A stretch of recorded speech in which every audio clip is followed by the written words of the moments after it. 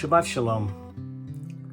Recently I've been thinking about the legal holidays that we have here in the United States and how they're chosen and what they're designed to help us remember and to celebrate.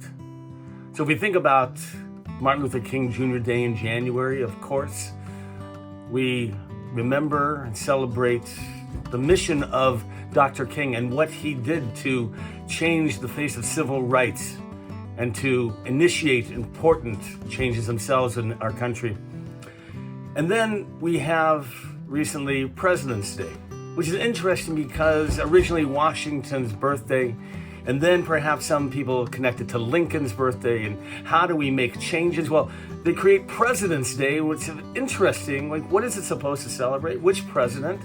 Well, the presidents, if you look at it, the apostrophe is an important placement. It's at the end of the S, which means that it's in the plural, presidents. And whether it is Washington, Lincoln, or any of the other presidents, potentially the accomplishments and what they gave to this country. Well, this Shabbat is Shabbat Zachor, the Shabbat of remembrance. And what are we remembering on this Shabbat as the Jewish people?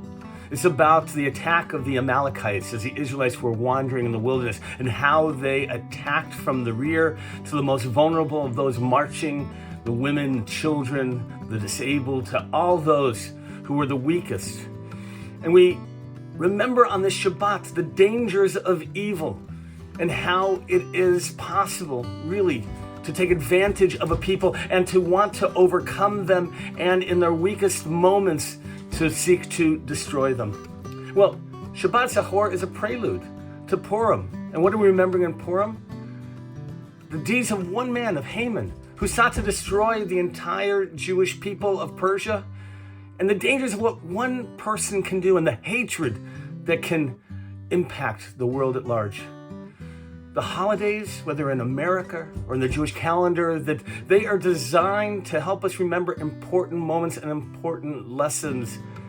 On this Shabbat of Zachor, and in anticipation of Purim, let us remember the dangers that are out there against people, against society, against those who are weak, against anti-Semitism, against all of those ideas that, in the end, that they negate the values of our life.